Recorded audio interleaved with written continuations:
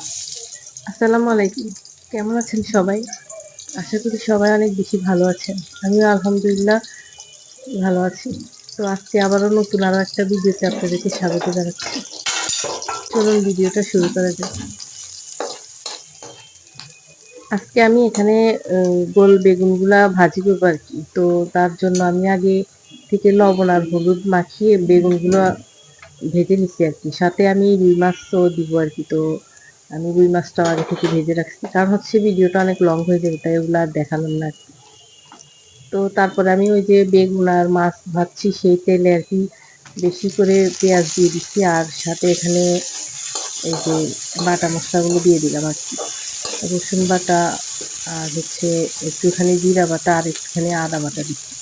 তো দিয়ে এখন নেড়েচেড়ে একটু ভেজে নিচ্ছি, আর সাথে একটু লবণও দিয়ে দিচ্ছি আরকি। তো তারপরে আমি এখানে গুঁড়া মশলাটা আরকি এড করব।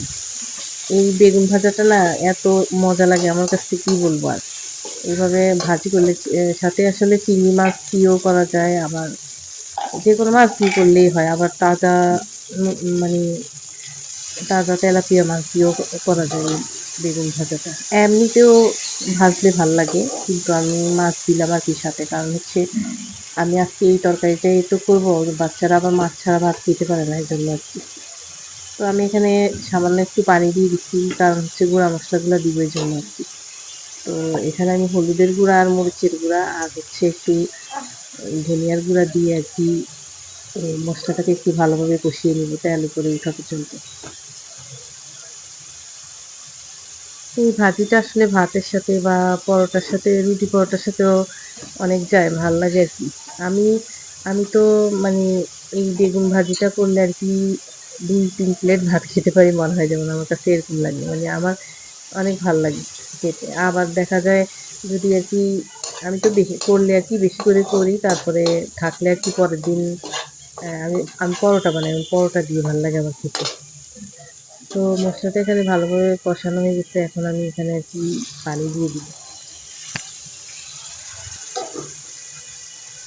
আমার কাছে লম্বা বেগুনগুলোর থেকে আরকি এই বেগুনটাই বেশি ভাল লাগে। তো এই বেগুনের কয়েকটা কোয়ালিটি আছে। মানে একটা আছে একটু বেগুনি কালার, আবার একটা হচ্ছে সাদা। আমার কাছে সাদাটা বেশি ভাল লাগে, মানে বেগুন। আগে আমি বেগুনি কালারটাই কিনতাম। মানে হচ্ছে আমি সাদাগুলা ভাবতাম যে কেমন হবে, কেমন হবে। তো একবার আমাদের এখানে একটা পরিচিত দোকানদার আরকি, আমি ওনার থেকে সবজি সবসময় কিনি। তো উনি আরকি গাজীপুর থেকে একদম টাটকা সবজি আনে সকালবেলা। মানে ভোর রাত্রে ওরা তোলে, তারপরে সকালে নিয়ে আসে। তো ওনার থেকে আমি সবজি আনি। তো উনি আমাকে বলল যে, "আপা আপনি নিয়ে একবার খেয়ে দেখেন, দেখবেন কেমন ভালো লাগে। একবার নিয়ে খেয়ে দেখেন, আপনি টাকা দিয়েন না।" পরে আমি বলছি যে, "দিব যে টাকা কেন দিব না? তো দেন আছে দেখি খেয়ে দেখি।" তো একবার আনার পরে আমার কাছে মানে আমার ফেভারিট হয়ে গেছে এখন সাদা বেগুনটা। আসলেই ওই যে বেগুনি কালারের বেগুনটার থেকে সাদা বেগুনটাই বেশি ভাল লাগে। বেগুন সবসময় একটু মানে হচ্ছে যে বেগুনের বিচি বেশি ওগুলা তেমন বেশি ভাল লাগে না। যেগুলা আরকি একটু কচি টাইপের ওগুলা বেশি ভাল লাগে। তো এখানে আমি কিছু মরিচ ফালি দিয়ে দিচ্ছি, আর হচ্ছে ২ রকমের টমেটো দিচ্ছি এখানে।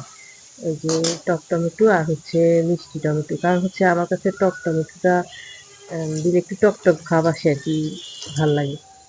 অনেকে এই বেগুনের সাথে আরকি তেঁতুল থাকলে তেঁতুলের কাঁদ নিয়ে দিয়ে দেয় আরকি টক করার জন্য। তো আমি আজকে দিলাম না। আমার টমেটোটাই টক হবে, এজন্য আমি আর দেইনি। তো এখন আমি এটাকে ঢেকে আরকি উম কিছুক্ষণ পানিটা বলক আসবে, আর হচ্ছে টমেটোটা একটু গলবে আরকি। তারপর আমি আগে থেকে যে মাছটা ভেজে রাখছি আর বেগুনটা ভেজে রাখছি ওটা এখানে দিয়ে দিব আরকি। এই শীতের সবজির মধ্যে আরকি আমার কাছে এই যে এইটা তো শীতের না, এটা সারা বছরে পাওয়া যায়, কিন্তু এই টাইমটাতে আরকি বেশি পাওয়া যায় আমার মনে হয়। তো আমার কাছে গনা কয়েকটা সবজি বেশি ভাল লাগে। তো আমার কাছে দেখা যায় যে রিপিটেড করে আরকি ওগুলাই বেশি খাওয়া হয় আমাদের বাসায়, যেগুলো আমি পছন্দ করি আরকি। তো আমার বাচ্চারাও আমি যেগুলা পছন্দ করি ওরাও সেগুলা পছন্দ করে, এবং ওদের বাবারও কোনো সমস্যা নেই। ও এগুলাই খায়, পছন্দ করে আরকি। তারপরে এই যে এখানে আমি এই মাছটা ভেজে রাখছিলাম, আমি এখানে রুই মাছ নিচ্ছি আরকি। তো রুই মাছটা দিয়ে দিলাম আর কি আগে থেকে, কারণ হচ্ছে বেগুন যদি উপরে দিই তাহলে রুই মাছটা আর কি ভালোভাবে ইয়া হবে না আর কি, এই জন্য ভিতর নিচে দিলাম, আর বেগুনটা ভেঙে যাবে যদি একসাথে দিয়ে দিই, এই জন্য। তো এই তো এখানে আমি বেগুনগুলো দিয়ে দিচ্ছি উপরে, দিয়ে আর কি কিছুক্ষণ রান্না করবো, তারপর আর কি ইয়া দিব, ধনেপাতা দিয়ে আর কি নামিয়ে নিই। আপনাদের কাদের কাদের কাছে এই বেগুন ভাজাটা ভালো লাগে কমেন্টসে জানাতে পারেন। আর ভিডিওর এই পর্যন্ত যদি কেউ থেকে থাকেন, আর আমার ভিডিওগুলো যদি আপনাদের কাছে ভালো লাগে তাহলে প্লিজ চ্যানেলটাকে সাবস্ক্রাইব করে দিবেন, আর একটা লাইক দিয়ে পাশেই থাকবেন। তো এখানে বেগুনগুলো দেওয়ার পরে আমি একটু আর কি ঢাকা দিয়ে রান্না করব, তারপর আমি এগুলাকে উল্টিয়ে দিব আর কি, তাহলে দেখা যায় সবখানে আর কি মশলা ভালোভাবে ঢুকবে আর কি, ঝোল টোল আর কি। এই বেগুন ভাজাটা আর কি ভাজতে গেলে অনেক তেল লাগে, যাদের গ্যাস্ট্রিক আছে তারা অবশ্যই আগে থেকে গ্যাস্ট্রিকের ওষুধ খেয়ে নেবেন, কারণ হচ্ছে এগুলা অনেক বেশি তেল টানে, তাই আর কি। তো এখন আমি ঢাকা দিয়ে একটু রাখবো, তারপর আমি আবার একটু উল্টিয়ে দিব আর কি, তাহলে মশলাগুলো আর কি ভালোভাবে ঢুকবে সবখানে।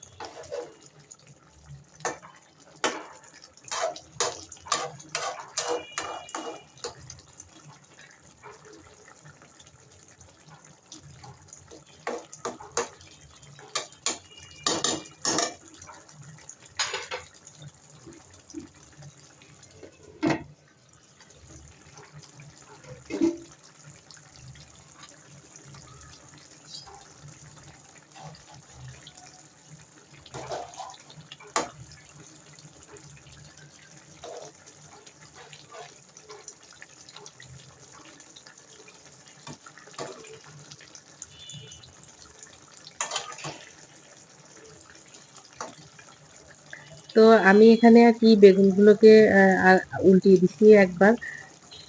এখন আমার প্রায় বেগুনটা হয়ে আসছে, মানে ঝোলটা আরো একটু আমি কমাবো। তো আমি এখন এখানে আর কি ধনেপাতা কুচিটা দিয়ে দিচ্ছি। এখানে শীতকালে এই একটা জিনিস বেশি ভালো লাগে আমার কাছে, যে একদম সবুজ সবুজ ধনেপাতা ছিটিয়ে দেওয়া আর কি তরকারির উপরে, দেখতে যেমন ভালো লাগে, আমার খেতেও বেশি মজা লাগে আর কি।